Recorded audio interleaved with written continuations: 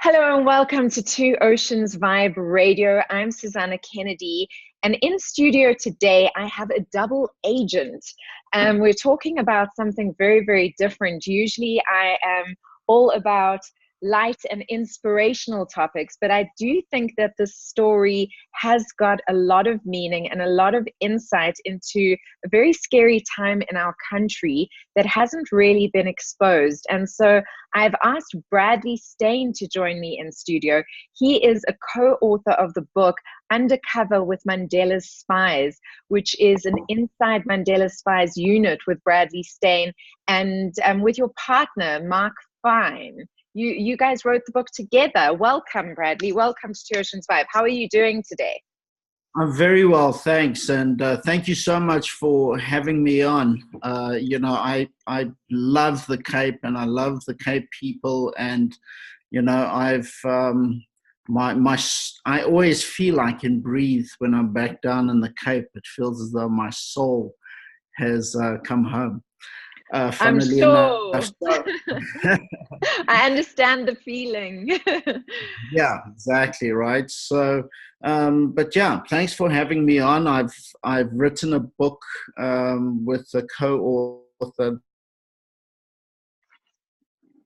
He's originally from South Africa, but he lives in Los Angeles, and he's a former record executive with Gallo Records, and he left in the early 70s, I think, when the security police actually chased him out of South Africa because he released a record about Rastafarianism and about Haile Selassie's secret song mixed into Bob Whaler's album.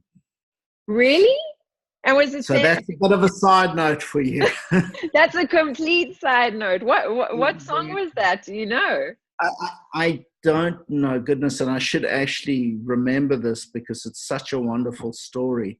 But it was a secret, and I think might have been that "Get Up, Stand For You," right? Yes. Because and don't give up the fight. Don't give up the fight. Exactly. Because words. The security police of the time, exactly, were so vigilant with making sure that international influence doesn't come in and try and creep in and get the natives, as they used to call them, riled up. So apartheid and media control within the apartheid regime was very stringent. So when they found out that he had actually done this, they actually arrested him and he had to leave. Wow. It's crazy to think that we live. So that's my partner, Mark Fine, who's a remarkable human being. Yeah. It's crazy to think, because I mean, I was a child at that point, so I think a lot of, and I went to the Michael Mount Waldorf school. So I went to a Waldorf school. Did you? Oh my goodness.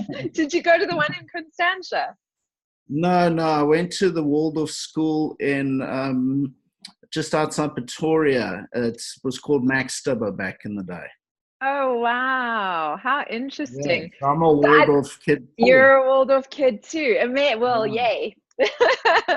Right. Because this is Cape Town, I thought I'd wear a Stormers jersey because they are my favorite rugby team. So I see that you're wearing a Stormers jersey. All respect to you there. I was going to say, I think that we are.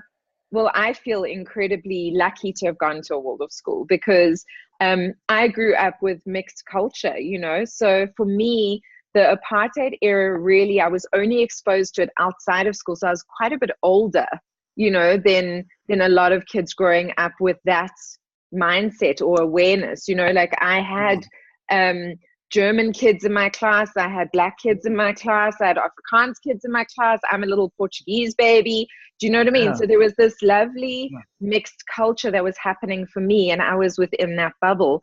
But there were all kinds of atrocities happening outside. And I know my dad fought you know, everyone went to the army in those days. And I'm sure you speak about it in the book. I haven't unfortunately read it, but the majority of South Africans were part of something very dark that I don't think they were even fully aware of, you know. Absolutely. And what was really going on at that time, and what were you guys aware of? So I'll start here. I went to school on the outskirts of Pretoria, in Littleton. And Littleton was a really conservative Afrikaans. The majority of the people were Afrikaans. And a lot of those parents, etc., you know, worked within military installations, Valhalla, Waterkloof. You know, there was a lot of Afrikaans conservative pride around nationalism in South Africa.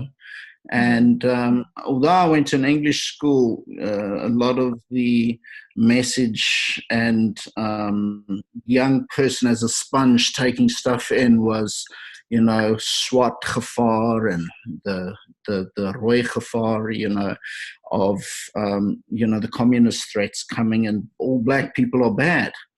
But luckily I grew up in a very conservative family household. My mother worked at the State Theatre in Pretoria at the ballet department, and I went to a Waldorf school. So, you know, I lived in, like you said before, this kind of bubble where, you know, the only reason I knew that evil really existed was when my dad came and picked me up from my Waldorf school, and we were driving out, and he got pulled over by a security police car. And they asked me why they asked my dad why they sent me to a the K word Boetie school. And yeah, and I couldn't understand. I just remember the stench of this man and his cigarette fingers, and looking through my school books, and my dad got us into the car and we left. Growing up and going to a Waldorf school, you know, we believe in purity, light, and goodness, and you know, we meditate. We find ourselves, you know, trying to work with light and good and positive things. And years later, I ended up wanting to play rugby and go to high school, and so I went to a public school. And when I was 17, I was walking across the Strydom Square in Pretoria, and that's when my life changed completely. And I happened to stumble upon Barend Strydom, who was known as the Wit Wolf, while he was perpetrating a premeditated massacre, and he killed 8 people that day. And moments and before, you witnessed this. You correct, saw this all happening. Yeah, that must have been devastating for you. no, it was so unnerving, and then the audacity. But it was such a as your thought process, as you take things in and your perception of them, it just changed, because I thought, okay, maybe this guy is a policeman, because he wore his khakis, and I don't know, maybe your dad's generation will remember there were task force police guys that used to wear camouflage, and I thought that's who he was. He's tracking down a terrorist. But then I saw him running up behind a innocent black lady and shooting her in cold blood. I knew that this was an evil man. And as I was observing this, I was looking over a little wall. I heard to my left, Klein Baas. And there was this young, well, he was about 4 or 5 years older than me. I was 17, little black guy, and he had these really warm eyes. And he said, come here. And I went and I hid behind a bench with him. And when I got on the other side of the bench, and there's a cement type of concrete trash can and some concrete marble benches, and there's a few of us lying there, black, coloreds, Indians, and you know, people were getting up. It was pandemonium. There was screaming and pain, and Kind Eyes grabbed my hand. He says, "It's okay. You're okay. You're okay. You're safe now." Shame. And we had this moment of bonding where, you know, it was almost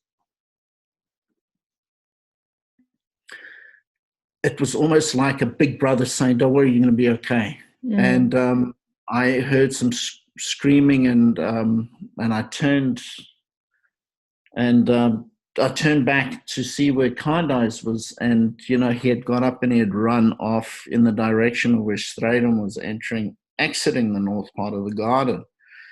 And I got up to try and chase and help. You know, I was 17. I played rugby. I thought I was a tough kid. I know we had to do something. And as I turned the corner, Strydom had lifted up his pistol and he shot Kind Eyes twice in front of me. So I ran up to him and I put his head on my lap and I tried to stop the bleeding. And I could literally see the light sort of just leaving him, and he was in so much pain, and he was now drowning in his own blood. And it was horrible because I was, you know, I didn't know what to do. And I looked up at him and I said, "Why are you doing this? Hoekom doen jy dit?" And he told me that he was doing this for the future of white South Africa. He turned around and he jogged off, and, you know, I just tried to comfort Kind Eyes and give him as much strength as I could try and give him, you know. He survived. I think he survived because we managed to get him onto the gurney and we got him into the ambulance, and my dad and I managed to go to the hospital just outside Pretoria to go try see him the next day, and, you know. But yeah, so, you know, that's when my life changed. Yeah, I mean, that's Yeah, that's when the PTSD kicked in. So, you know, oddly enough, I think this might make sense to you and a lot of your listeners, because, and I'm so glad we're doing this, because it's PTSD Awareness Month, and so many people lose a lot of people to mental health disease, and people are too embarrassed to speak about it. Yeah, and they're too ashamed. And you know, in our country today, there are so many people that suffer from their own PTSD. You know, from home attacks and from robberies and violence and crime in South Africa, you know. So we all know the story of somebody that's suffering through that, and it's, you know, and then just with mental health and as a whole, you know, I developed terrible post-traumatic stress disorder from this. Yeah. And which is completely normal. And I mean, anybody who wouldn't develop post-traumatic stress from something like that, there would be something wrong with them. And I think that's something that people need to be really aware of, you know, that it's a completely normal psychological reaction to develop something like this from a traumatic experience, you know. Was your family, how did they support you through this next phase of your life? Because I'm sure it affected everyone around you, not just you. Yeah, it's I don't want to give away too much of the story in the book, but basically it's my journey just really changed, because, you know, when I got home, I had all this blood on my hands, and I got in the shower and I stood in the shower, and as the water washed over me and the blood went down the porcelain of the bath, and, you know, my life completely changed. I became unreasonable. I became short-tempered. I became angry. I guess maybe a bit of him sort of inspired how white young men are supposed to deal with things that they don't agree with. Mm. And, so I found myself on this very destructive path where I got kicked out of school. I beat my teachers up. You beat your teachers up?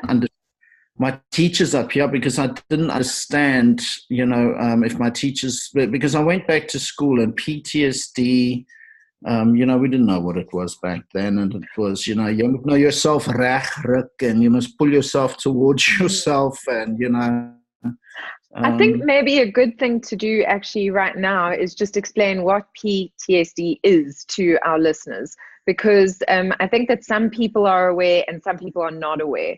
And since it is Awareness Month, and since this book, it is so close to you and your heart, I think that it's probably important to just clarify for people what it actually is. Absolutely, and thank you. So PTSD stands for post-traumatic stress disorder, and it's brought on by the witnessing of a disturbing event, let me put it that way. And there's obviously the better clinical explanation, but that's just the exclamation for what it is. It's like I said, it's family members that might have, or yourselves that are listening, that might have experienced something horrific, or, and you can't sort of, you constantly haunted by the images or the smells or the thoughts or hearing of noise, etc. For instance, mine resonated with, if I was disturbed while I was sleeping, or if I awoke, automatically my reaction would completely go into full fight or flight. So it would be hard. I'd find myself jumping up and looking for my gun. So that's what the PTSD stands for. And it's, back then we didn't know how to manage it, or how to, and I actually talk about it in the book, how, you try and figure out how to manage your day, daily. Get up in the morning. Are you going to start it off constructively, or if you're going to let the anger or the depression, drag you in a different direction? And it's How did you do that? What did you do to manage that? A lot of wrong things and a lot of right things. What were some of the right things that maybe? I'm still learning. But that's good. I mean, the fact that you're open, and the fact that you're going, I'm still learning, like I figured out some things, I haven't figured out others, is a good place to be. If you were saying to me, oh no, I'm sussed it up, I'm sorted, and I'd probably be a bit concerned. Yeah, exactly. No, the most important thing to me in my life, number one lesson has been respect your soul, firstly and foremostly, because if you respect your soul, you can get so much from it. So, take care of yourself. Also, don't necessarily beat yourself yourself up, and don't be so hard on yourself all the time. And,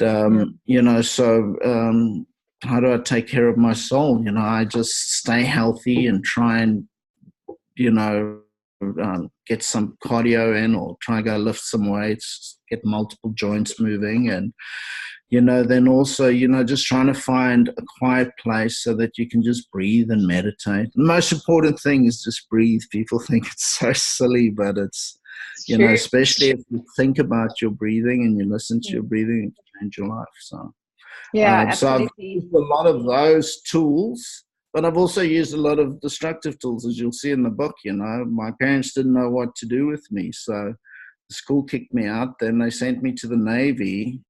Is that how you got into being in special forces, in undercover forces?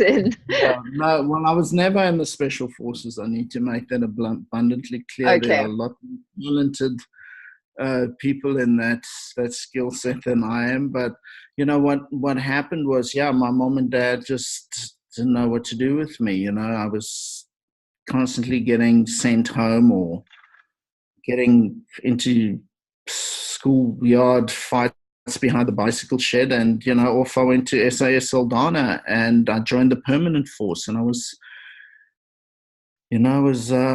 still 17, just turning 18, and I just, it was very hard for me because I just reacted out in more of a physical and violent way, which contradicted everything that I knew growing up with my two spiritual sisters, my two spiritual nieces, and these amazing beings with such empathy and kindness. And here was knocking heads into car doors. So it's been such a constant battle against each other, and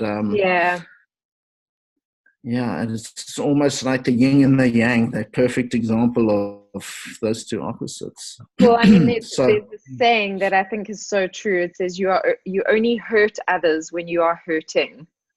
You only hurt when you're only hurtful when you are hurt. And so a lot of times it's such a great thing to remember, because when you see somebody who is being unkind or is doing something hurtful, and you can just take a moment to go, what is going on for this human? Why are they there? Why are they in this space, reacting like that? And the other thing that you said, you were reacting. If you think about reacting, reenacting, that's what you're doing. When you react, you're reenacting a wound. It's a soul wound, it's a heart wound, it's a mind wound. That's what you're doing. So clearly, when you have a traumatic experience like that, it's exactly what will happen. So you joined the forces. Did you find some sense of belonging, some sense of stability once you were part of the forces? Did they help you in any way, or did you still feel like you were just fighting this battle within yourself? Sorry, can you just start I didn't hear the first part. Sorry, I said you then joined the forces, right? And then when you joined the forces, did you find a sense of belonging and a way of sort of channeling what was going on inside of you? Absolutely. They buzz cut my hair, and I've actually got a funny little picture.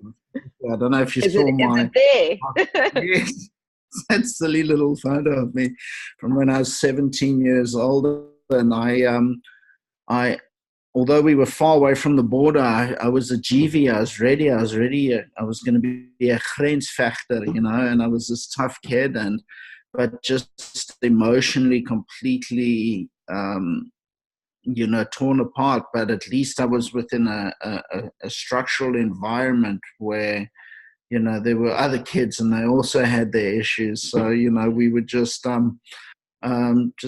do what we needed to do to get through basics. But eventually, I was very close to my dad, and my dad ended up having a heart attack, and my master at arms wouldn't let me go see him.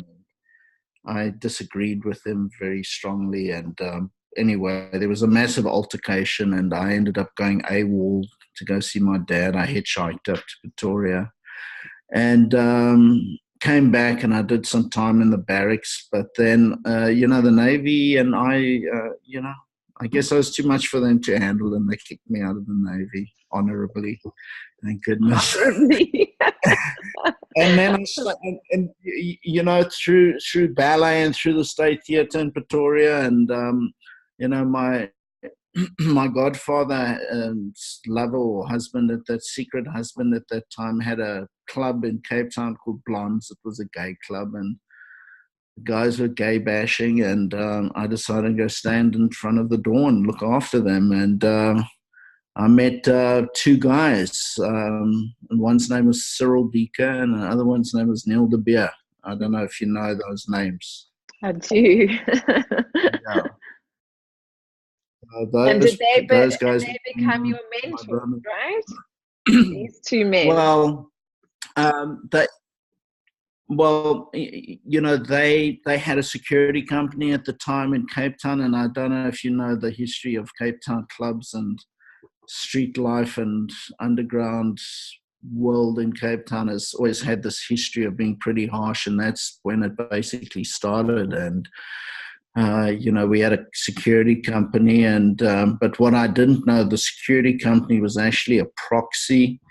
And a proxy meaning a you know, a covert front company for the government, and that government was the security police in the Western Cape. So besides generating money and doing security in nightclubs in Cape Town and in Joburg, our partner company is called Trifalcon. We probably had about 400 guys working for us, and we'd get a lot of intelligence out of bars and drinking halls, and like in the Old West, you know, in the saloons you overhear stuff. Well, that's what you need to get people when their defenses are down, right? So when you've had a few drinks and you chilling with your buddies or trying to pick up chicks, I suppose that's when the tongue actually wags. Sure. Yeah, so you know, so we had this, yeah, we had the security company, and you know, it's but my brother, who's become like a brother to me, Niel de Beer, was working for a guy called Major Andy Miller, who was the head of one of the senior guys in the security police in the Western Cape. And because the ANC's Mkonto Wisizwe, you know, Department of Intelligence and Security were under such, they were so effective at their surveillance on security police officers that they started subbing all this work out. And that's one of the reasons why we did what we did. Mm. And so, you know, I was confused, full of PTSD, gymming a lot. And, you know, we did what we did, and it was pretty gnarly on the streets of Cape Town back then. I know people think Cape Town, it's so chilled out. No, it's not. You know, there's a lot of poverty and a lot of there's a dark side. You know, there's a lot of you know, pain and suffering as well. So you know, then you know, we got tasked with a job to go and by the National Party government, by the security police, to go and pull a black gentleman out of his house in Tembisa. The reason why is because he had just been flagged by the security community in the South African government, because he had just come back from Russia after being trained by the KGB. Okay. So our task was to go flip his place and you know, toss his pockets and see what pocket litter they were to be found. And you know, we took him to a safe house, and he said to us, "Okay, I can see you guys are big guys, you big scary guys, and but this period was the darkest period for me in my life. It was horrible. It was almost like, you know, I saw no light whatsoever, and you know, it was just a very rough time for me. And like I said, I answered with violence, and this guy said, you can donor me. I know you type security police guys, you know, you big Dutchmen, or you're horrible," because they were terrible. And you know, English, Afrikaans, everybody was very violent back then. And he said, "Let me tell you about something, and it's called the Freedom Charter." I was like, "The Freedom Charter?" Okay, so we just sat there and we listened, and we would. He told us that South Africa is for each and every South African, no matter what color you are, no matter what race you are, no matter sex you are, you know. And it's almost as if the fog sort of cleared from my mind and my soul, and it was almost like my true north had just been found, or that I just found, you know, a purpose. But it's so strange, because as I was feeling that, I could see it almost sort of happening to Niel de Beer as well. And we walked out of that room, and we looked at each other, and we were like, this is the future. We need to do something. We need to help. And we were emotionally recruited into the ANC then, but later on, we actually were recruited into the African National Congress's Department of Intelligence and Security, and that's where that's amazing. That it's like you woke up from a nightmare, exactly, in a way. totally, Yeah, exactly. So, the Strydom Square massacre, to a certain extent, I've written that. And if people are interested and they read my book, they'll see what a constant tug of war it's been emotionally, and the highs and the lows. But ultimately, I'm actually glad that it was me that was walking across that square one day, because he ultimately motivated me to be involved with a group of men that were from complete different ethnic backgrounds. The men that recruited us, Major General Andre Lincoln, who's very successful at running and who's the founder of the anti-gang unit in the Western Cape, and who's he was my mentor. He recruited me to the ANC, and Major General Jeremy Very, who's the head of police detectives for the Western Cape, was my other mentor. So these guys took me and they helped me. They helped you. They helped shape a different future. Is that exactly. Is that the guys that are on the cover of the book with you? Yes, correct. They are. Okay. So that's the four of you. Got it, yeah. So that's my book. Oh, great. Yes. Nice to put it up there. There is General Very. That is Niel de Beer. That's Major General Andre Lincoln, and myself. Sure. For the listeners out there who are not watching this, because obviously I'm going to put this up on YouTube as well, and so you'll be able to see it on YouTube, but you can Google it, and you'll see the four men on the cover of the book. What made you want to write this book? What led you to writing this book? Because there was obviously, you've been through an extraordinary experience, but what actually made you go, oh, let me write this book that is a thriller? I mean, I read up on it a little bit, and it's literally, life sometimes is stranger than fiction, and it is right. It's a thriller. I mean, it's an action. This could be an action movie. Well, you see, the thing is that, and people have tried to do that. People that are trying to get the rights for this and that and all the rest, and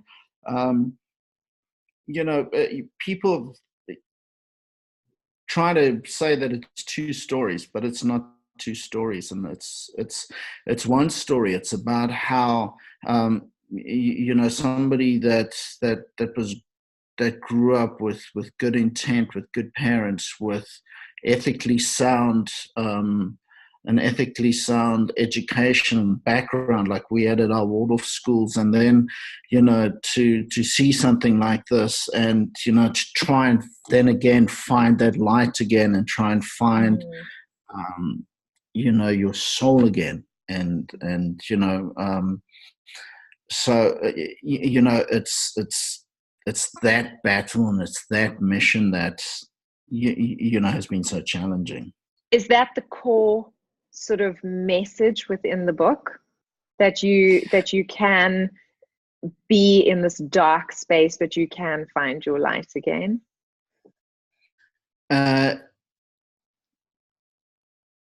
Yes. So most definitely, it's me trying to fight inside my head and find my spiritual, kindness again, while being thrown in, this horrible world, which was we call it the dirty war, because if in actual fact, after the Cold War in the United States, the emphasis for the KGB and their interests switched to South Africa and sub-Saharan Africa with our mineral wealth, etc. and with the input of communism through the Socialist Party in South Africa and all the support the African National Congress was getting, and etc., there was a very, very strong communist ideal. So it just made the tradecraft within the espionage community just so challenging. And I'm just fortunate that I got recruited and I got trained by these guys, and I was tasked to, in that dirty war, the transition between the National Party and the government was going on, and it was so dirty. It was, all the National Party government guys were trying to get rid of all the files and all the atrocities that had taken place. And that's when Commander Veery and Lincoln and Comrade, our leader, Comrade Nahala, directed us to go and infiltrate, steal all these files, get all this classified information, who the impimpies of the guys were working double sides, who within the ANC was corrupt, who within the National Party was doing what. And we gave all that information and all that intelligence to Lincoln and Veery. And, those guys have their own story. I don't know if you have any Afrikaans listeners, but General Veery wrote a book called Jeremy Funny Elsies. And it's about this young colored guy who grew up having being dragged around his ear by big racist Afrikaans policemen. And today he's the man that helped, who was the architect for, the intelligence structures in our country today. So anyway, another fascinating story. But and I also felt that, the 94 election, there's a lot of history and a lot of secrets that people don't know about that happened during that negotiation. And it's time people actually start asking, because there's so many stories around that our country would have changed dramatically. If Comrade Chris Hani was not assassinated, we would have had a completely different South Africa than we do today. So do you address some of those questions? I wanted to tell those stories. And do you address some of the questions that you believe we should be asking for, the answers that we should actually know about? Do you address some of those in your book?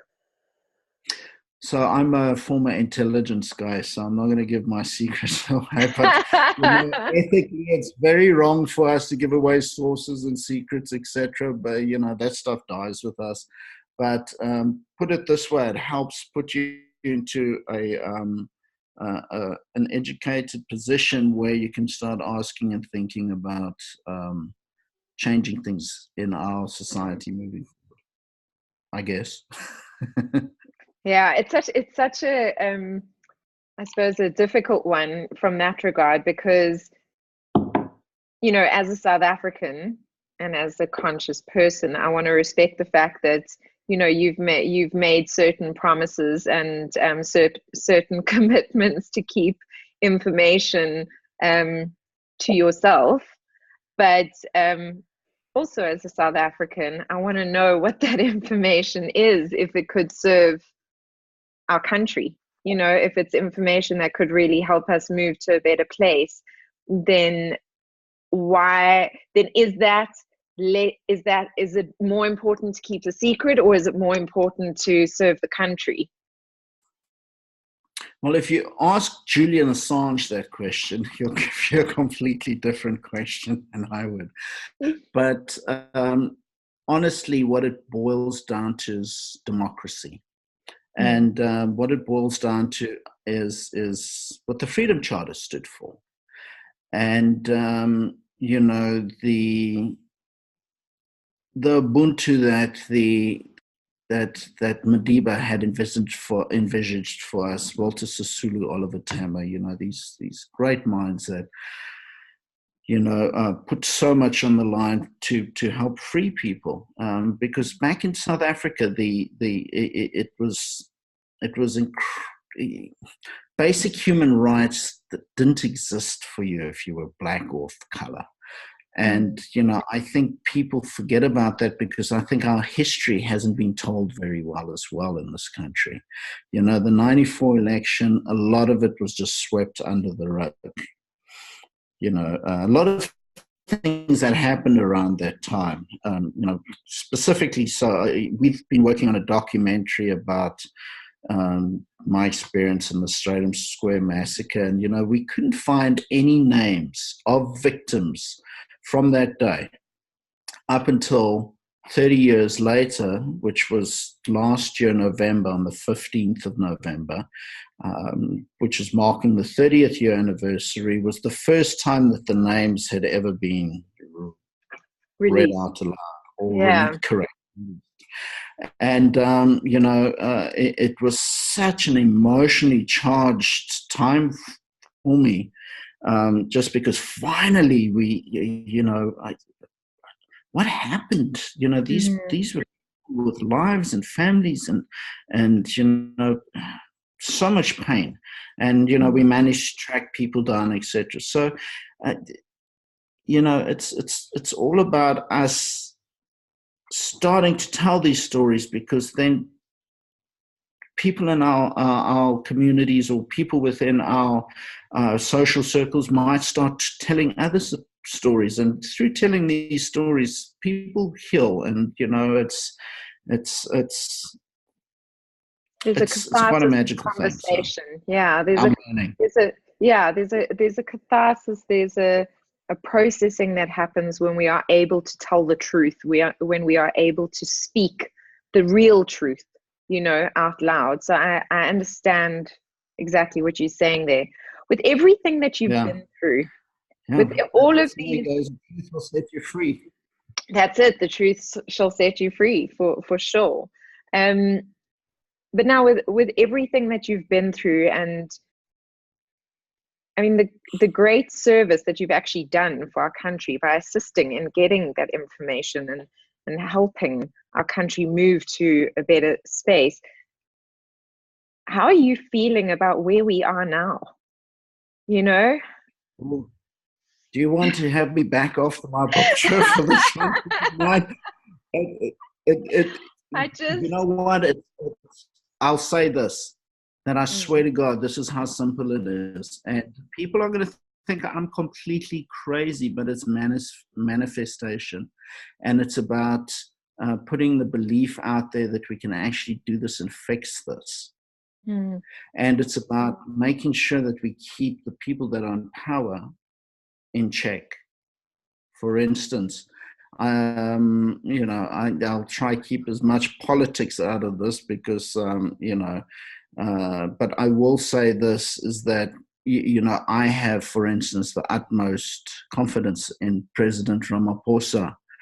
I just wish the ANC could actually come together and work together. And it's just so sad to me that that they won't, and that there's such a massive divide. And but I do think that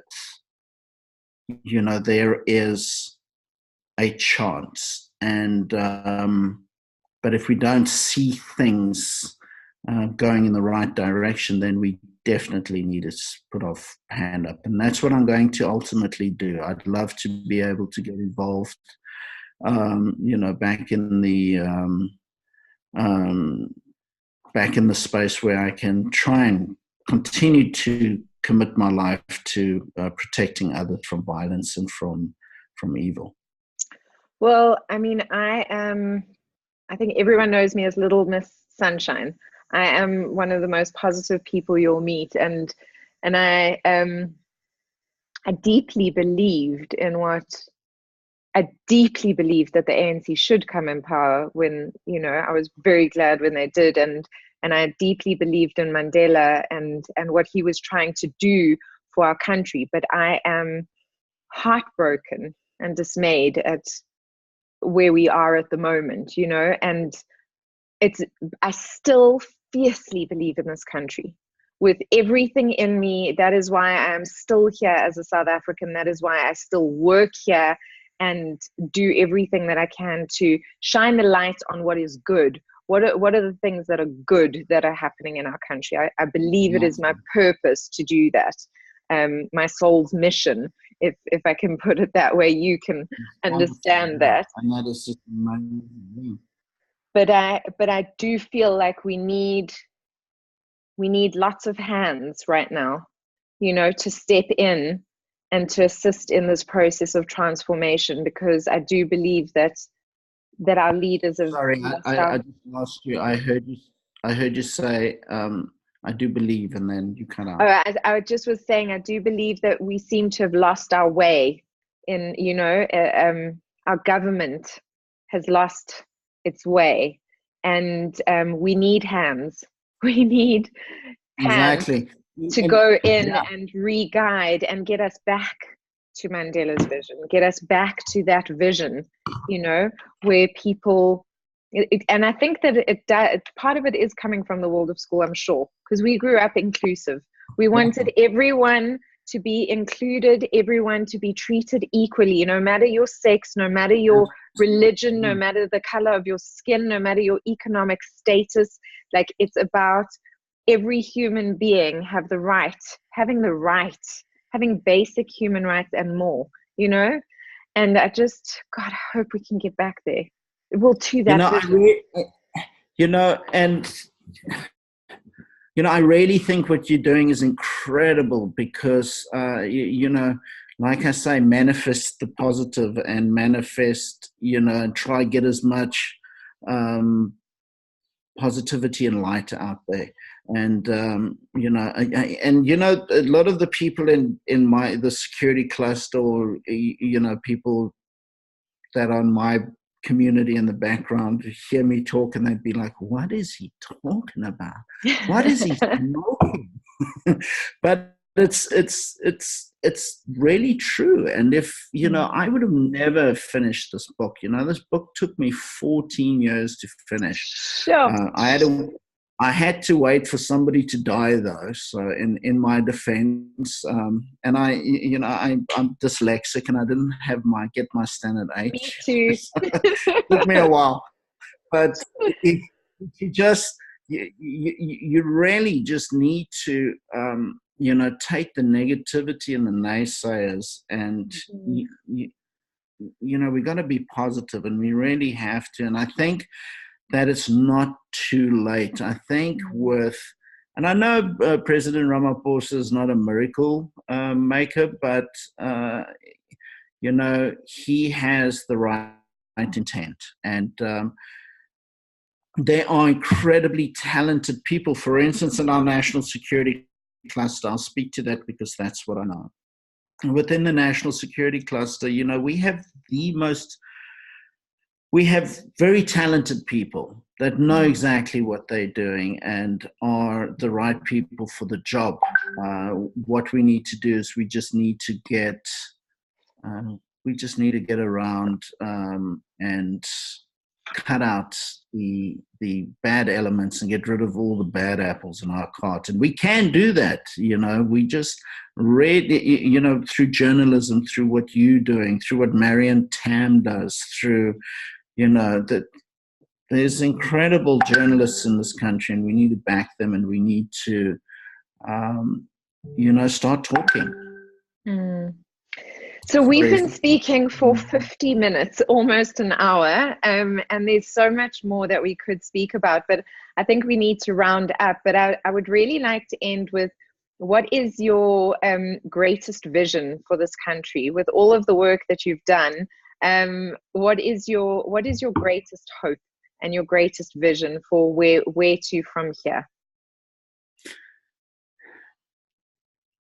There are always going to be the radical left and the radical right, the EFF, the BLM, the Sederlanters, Steve, what's that football's name? Steve Hofmeyr, sorry. Is that his name? Steve Hofmeyr? Yes, is that his name? If there is a Steve Hofmeyr, he's quite a famous guy. So the Afrikaans singer that's racist, and he's very conservative. Mm. Yeah, so the likes of these people and Juju, and they just need to get kicked in the teeth, and they just need to step aside, because the rest of the people in this country with a good intent and with that want to be law-abiding citizens, that do want to get on, that do want to embrace each other and do want to move forward.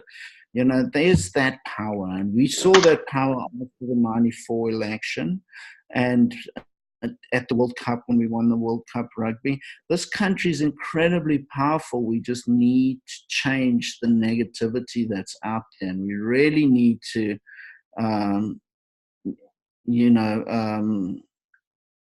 find a place where there's commonality, where we can actually talk to each other, black and white, and talk down to each other, but talk at each other, and understand the pain and histories of our past.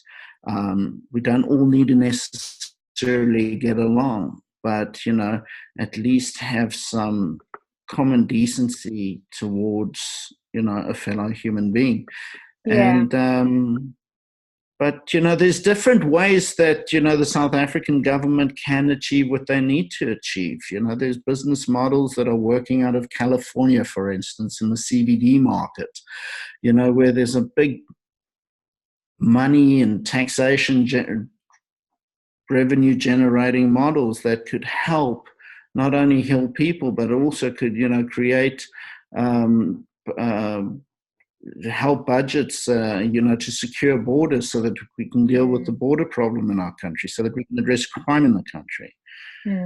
Crime is a horrible but very serious thing in our country today. It is something. Just two things on what you're saying. Something I learned very recently, which is not a lesson I really wanted to learn, but it was probably a good lesson to learn, is so many people, when they speak about South Africa, they go, oh my goodness, the crime, the this, the that, the corruption and everything.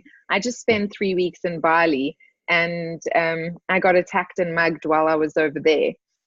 There's crime, and then I dealt with a whole bunch of corruption and insanity that came after that. And the reality is that there is crime and corruption in every country. It comes back to us also taking responsibility as individuals. I think that this is one of my biggest problems with most problems in all countries, is that people go, yeah, no, there's such a problem, but they don't actually do anything about it. You've got to, as an individual, say, this is what I stand for and this is what I don't stand for, and do everything you can within your capacity.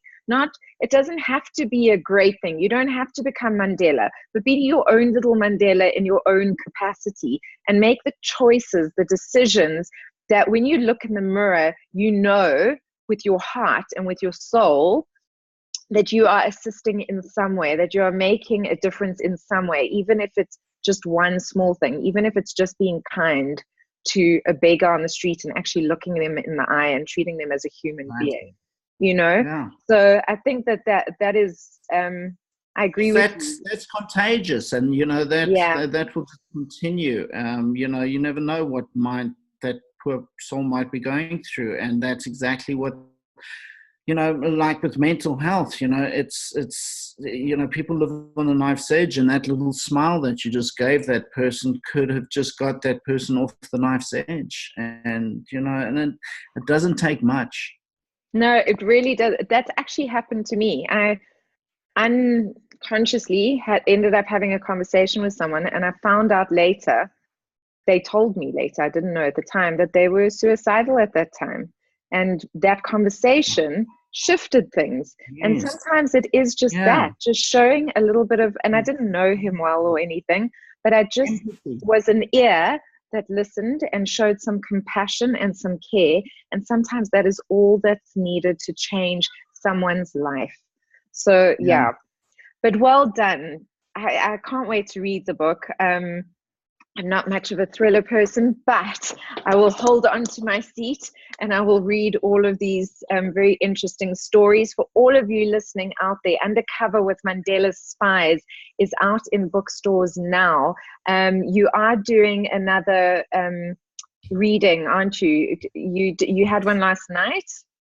Correct. So last night was a dream come true for me after all these years, because I had Major General Jeremy Veery and Major General Andre Lincoln and myself and Marion Tam, who's a highly regarded journalist in South Africa.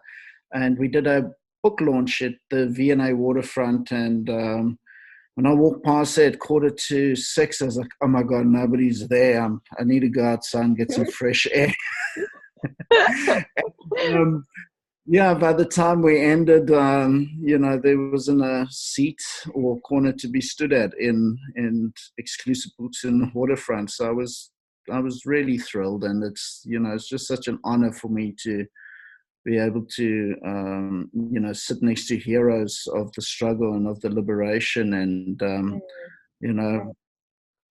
that's what we need to do. We need to find out our accountability within all of us.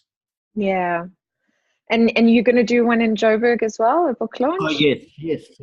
So tomorrow being Thursday, right?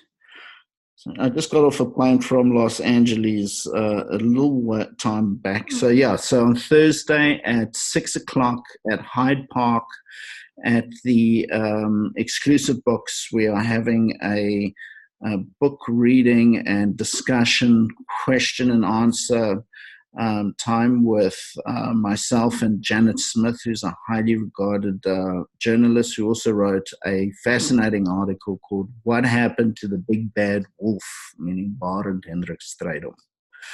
And okay. That's June the 6th for everyone that's listening. June the 6th at Hyde Park at Exclusive Books. Did you say 5 or 6 p.m.? I said 6 p.m. 6 p.m., guys. And I've got some sorry? 6 to 8. 6 to 8 p.m. Okay, great. And I've got some great news for you listeners out there. I twisted some rubber arms, and I am going to be giving away 2 signed copies of this book to 2 of the listeners. You can jump onto my social media platforms, and all the competition details will be there. I wish you guys all the best. And Bradley Steyn, thank you so much for joining me on 2 Oceans Vibe today. It's been such a wonderful conversation. Thank you. Thank you so much for having me. And if you have any friends or family up in Gauteng or Tshwane, we're also going to be in Pretoria on the 13th of June at Exclusive Books in Brooklyn, Pretoria. So in Brooklyn from 6 to 8. Perfect. So if you're there, please come and say hi. Any of you Waldorf alumni, please come and compliment. That's actually a good way of saying Waldorf alumni, come and support one of your old students.